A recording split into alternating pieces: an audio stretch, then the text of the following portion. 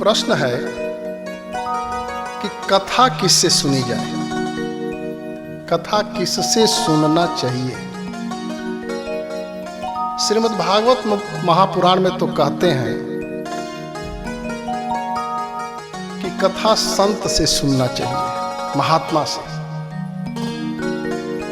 कथावाचक कैसा होना चाहिए? जो विरक्त हो, लालची न हो,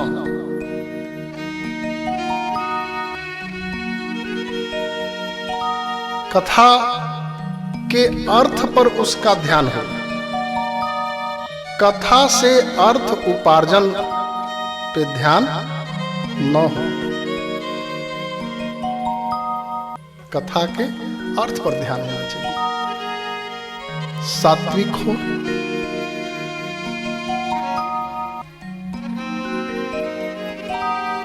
साधु पुरुष हो। तो पहचान क्या है? साधु पुरुष की पहचान क्या है? साधु कैसा होता है?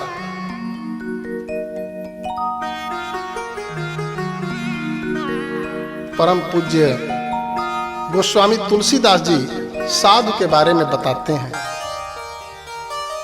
कि साधु चरित शुभ चरित कपासु, साधु चरित शुभ चरित कपासु,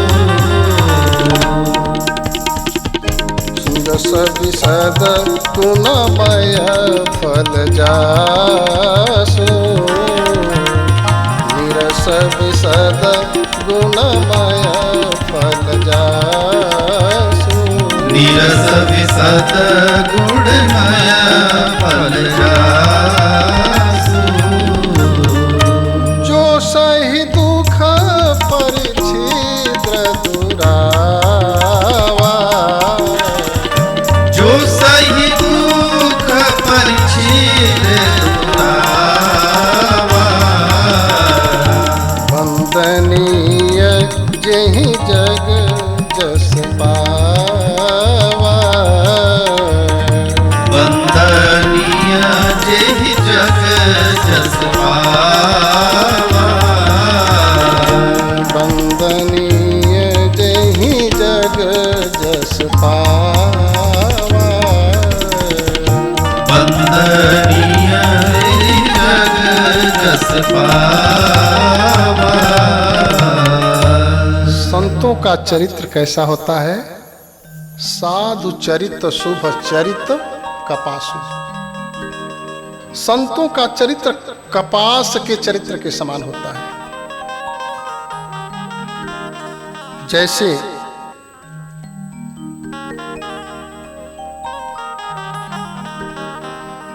जिसका फल नीरस है, कपास का फल नीरस होता है,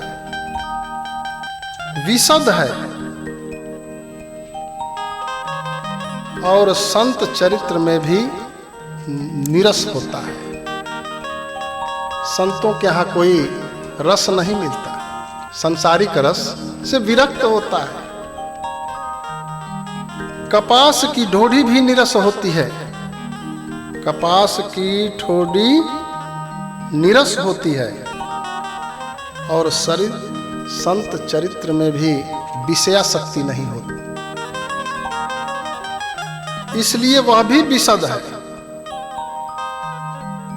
संत का हृदय भी अज्ञान रूपी अंधकार से दूर होता है, सद्गुणों का भंडार होता है, इसलिए वह भी गुणमय है। कपास जैसे सुई के किए हुए छेद को अपना तन देकर ढक देता है, अथवा कपास लोढ़े जाने, काते जाने, धुने जाने, बुने जाने तक के दुखों को सह करके वस्त्र के रूप में परिणित होकर के दूसरे के गोपनीय स्थानों को ढकता है। उसी तरह से संत स्वयं दुख सहता है और दूसरे को दुखों को दूर करने का प्रयास करता है। साधु ऐसा होता है।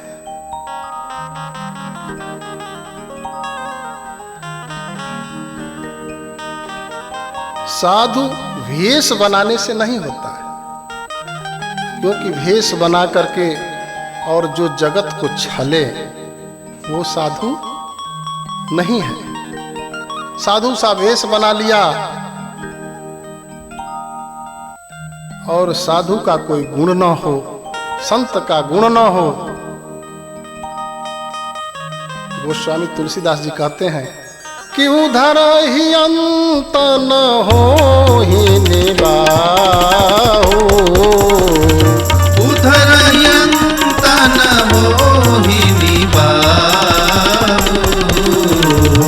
उधर ही अंत न हो ही निबाहु।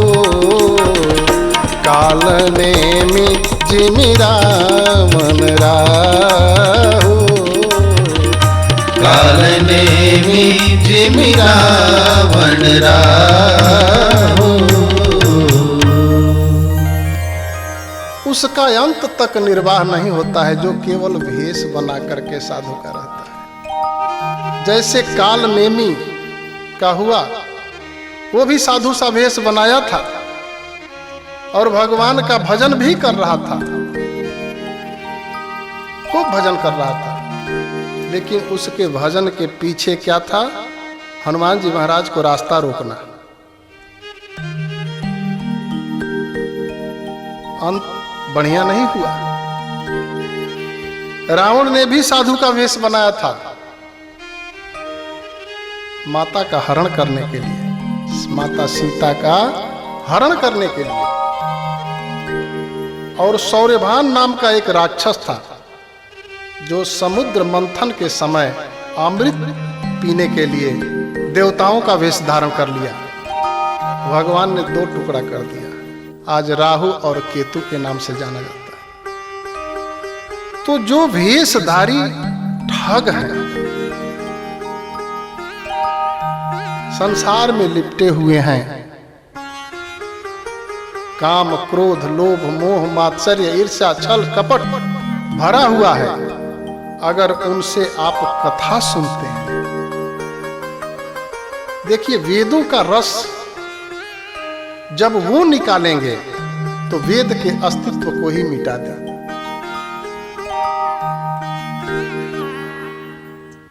फूलों का रस निकलता है और लोग भी फूल का रस निकालते हैं, और फूल का रस मधुमक्खी भी निकालती है। यदि मधुमक्खी फूल का रस निकालती है तो फूल ज्यों का त्यों रहता है और रस निकाल करके मधु के रूप में परिणित करके पेश कर देती है सबके सामने। और उसी फूल का रस कोई साधारण व्यक्ति निकाले, फूल के अस्तित्व को ही मिटा देगा। रस तो निकालेगा लेकिन फूल का अस्तित्व नहीं रहेगा। उसी तरह से यदि साधारण कोई कथा कहता है, बोलता है कि मैं कथावाचक, और पीठ पीछे काल नेम जिम रावण राहु पीछे छुपा हुआ है कि राकेश जी से कथा के बाद माल लेना है, तो पीछे मन में चल रहा है वो वेद के अस्तित्व को ही मिटा दे। वेद भी डरते हैं उनसे, ऐसे लोगों से वेद भी डरते हैं। जब भगवान का राज्याभिषेक हो गया, राम जी का, सभी देवी देवता आकर के भगवान से मिले, प्रणाम किए, दर्शन किए और चले गए। सबसे बाद में चारों वेद प्रकट होते हैं भाट का रूप धारण करके, और यही भगवान की स्तुति करते करते भगवान से शिकायत कर देते हैं उत्तरकांड में, रामचरितमानस के उत्तरकांड में, कि जे ज्ञान मान विमत भव तब हरनि भगति नयादरी। जे ज्ञान मान विमत भव तब हरनि भगति नादरी। जे ज्ञान मान विमत भव तब हरनि भगति नयादरी। जे ज्ञान मान विमत भव तब हरनि भगति नादरी। ते पाए सुर दुर्लभ पदादपि परत हम देखत हरि। ते पाय सुर दुर्लभ पदादपि परत हम देखत हरि।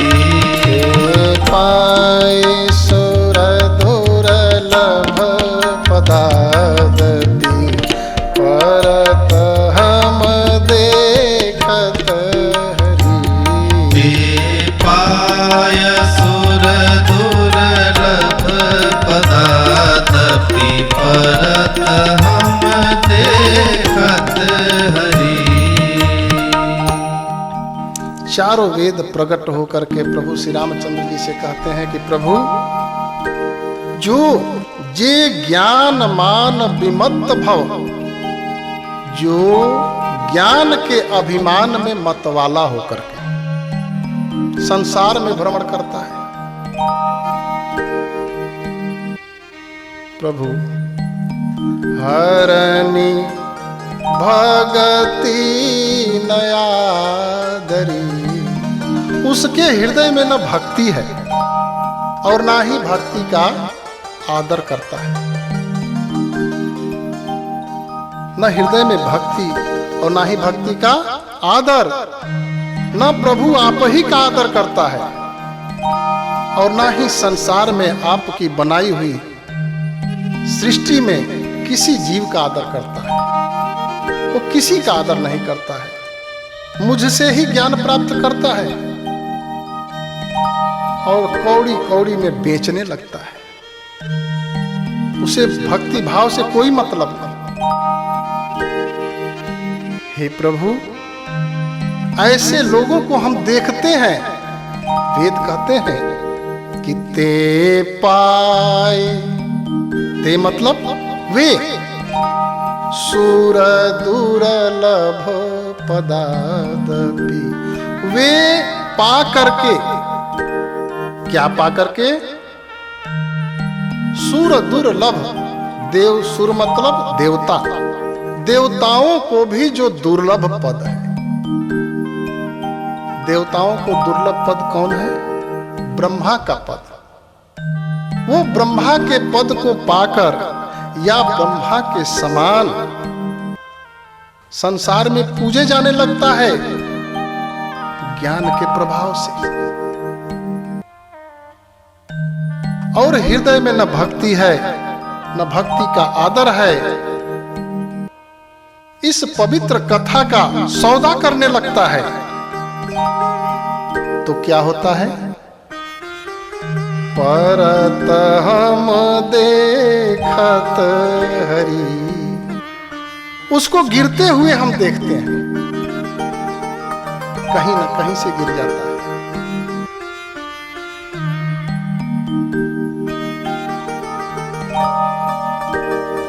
अयोध्या कांड में जब प्रभु श्री रामचंद्र जी का वनवास हो गया, साथ में माता सीता जी चली गई, भैया लक्ष्मण चले गए, राजा का स्वर्गवास हो गया। उस समय जब भरत जी ननिहाल से वापस आए तो अपनी माताओं को वेद पुराण की कथा सुनाते हुए, समझाते हुए कह रहे हैं कि हे माता, जो पाप माता पिता और पुत्र को मारने से होते हैं, जो गौशाला और ब्राह्मण के नगर को जलाने से होते हैं, जो पाप स्त्री और बालक की हत्या करने से होते हैं, मित्र और राजा को जहर देने से होते हैं, मन कर्म वचन और से जितने छोटे बड़े पाप हैं, जो लोग श्री हरि को छोड़ करके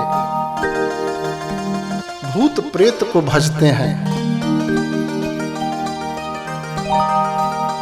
ये सारे पापियों के पाप मुझे लगे। 28 पापों का वर्णन कर रहे हैं। ये सारे पापियों का पाप मुझे लगे यदि मैं भैया राम के वनवास के बारे में थोड़ा सा भी जानता हूं, थोड़ा भी मेरा मत हो, तो ये सारे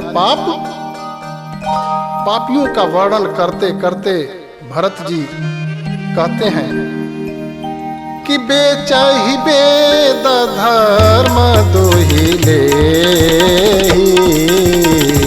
बेचहि वेद धर्म दुहिले, बेचहि वेद धर्म दोहिले, बेचहि वेद धर्म दुहिले, सुन पराय पाप कहि देहि,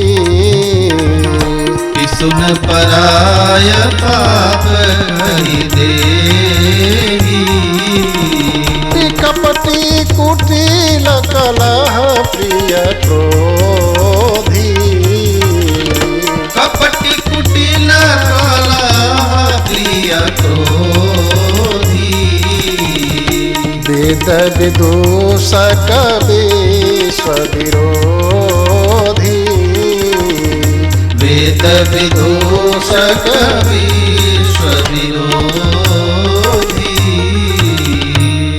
भरत जी कहते हैं कि हे माता, जो लोग वेद को बेचते हैं, धर्म को दूह लेते हैं गौ की तरह से, उनके हृदय में कपट, कलह प्रिय, चुगलखोर, ये सब उनके हृदय में भरा रहता है। यही नहीं, वो वेद के विदूषक है और किसी एक के विरोधी नहीं है, किसी एक के पापी नहीं है, विश्व विरोधी। संसार में जितने पापी हैं उन सारे पापियों का सरदार है, वेद की निंदा करने वाला है।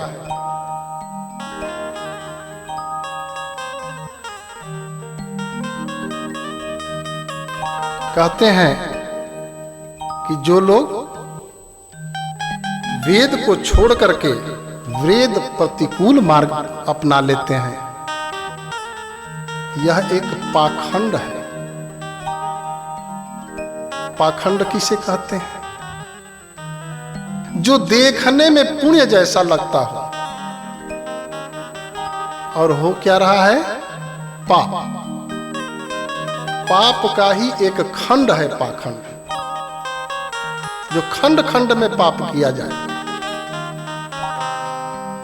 श्रीमद् भागवत महापुराण में पहले ही अध्याय में ज्यों ही श्री सुखदेव जी महाराज राजा परीक्षित को कथा सुनाने के लिए व्यास गद्दी पर विराजमान हुए, देवताओं को पता चल गया महाराज। देवता लोग अमृत का कलश लेकर चले आए और सुखदेव जी को प्रणाम किया। महाराज जी प्रणाम। सुखदेव जी का कान खड़ा हो गया। अरे देवता लोग प्रणाम कर रहे हैं, वो भी साथ में अमृत लाए हैं।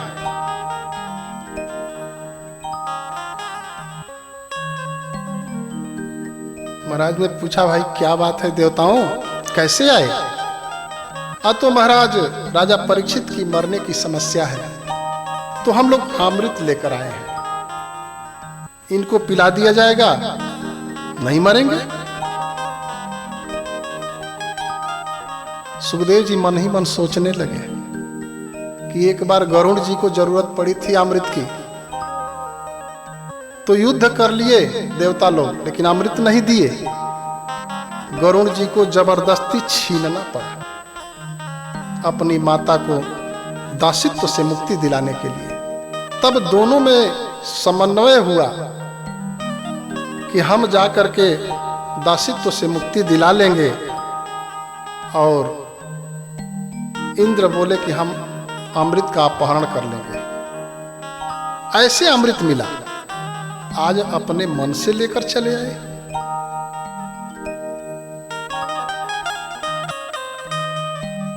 एक बार तो जाकर के दधीची मुनि को प्रणाम किए तो बदले में हड्डियां मांग ली।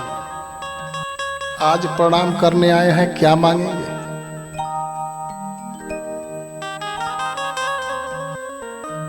सुखदेव जी ने कहा, ठीक है पिला दो जब लाए हो तो।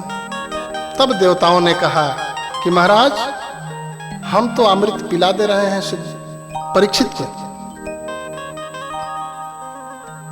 परंतु जो आप इनको कथामृत पिलाने वाले हैं, उस कथामृत को हम देवताओं को पिला दीजिए। इस तरह से अदला बदली हो जाएगा, लेन देन हो जाएगा। सुखदेव जी खूब हंसे और हंस करके देवताओं का मजाक उड़ा दिए, बेइज्जत किए, और भक्ति सुन जान गए। भक्ति शून्य है इनके हृदय में, भगवान की भक्ति। ये तो सौदागर बनकर चले आए। कहते हैं कि कहां कांच कहां मणि, करोड़ों सूर्य के समान मणि। कांच का टुकड़ा दिखा करके करोड़ों सूर्य के समान मणि लेना चाहते हो? ये कथा का अदला बदला लेन देन करने के लिए चले आए, व्यापार करने चले आए। भाग जाओ यहां से, दूर दूर तक दिखाई मत देना। सुखदेव जी देवताओं को भक्ति शून्य समझ करके कथा का दान नहीं किए, भगा दिए। देवता लोग नाराज होकर के पहुंचे शिकायत करने ब्रह्मा जी से, महाराज हम लोग गए थे कथा सुनने, सुखदेव जी तो बड़ी बेइज्जत करके भगाए हैं। ऐसे ही थोड़े गए थे, अमृत का कलश लेकर गए थे। वो बाबा बैरागी जिनके तन पे लंगोटी नहीं है बढ़िया, उनको बैठा करके तो प्रेम से सुना रहे हैं, और हम देवताओं को बेइज्जत करके भगा दिए। भक्ति शून्य बताया उन्होंने। तब ब्रह्मा जी बोले कि 7 ही दिन की बात है, देखो 7 दिन में होता क्या है। 7 दिन में जब परीक्षित की मुक्ति देखे, तब ब्रह्मा जी ब्रह्मलोक में तराजू मंगाए, और एक तरफ श्रीमद् भागवत महापुराण को, एक तरफ अन्य ग्रंथों को रखते चले गए। श्रीमद् भागवत महापुराण का पलड़ा भारी रहा, उठा ही नहीं। तब ब्रह्मा जी ने घोषणा कर दी कि इस श्रीमद् भागवत महापुराण के रूप में साक्षात श्री कृष्ण ही हैं पृथ्वी पर। ऐसी दुर्लभ कथा को चंद पैसों के लिए बेचना उचित नहीं है। श्रीमद् भागवत महापुराण में तो भगा दिया गया है, भग जाओ, देवताओं को भगा दिया गया।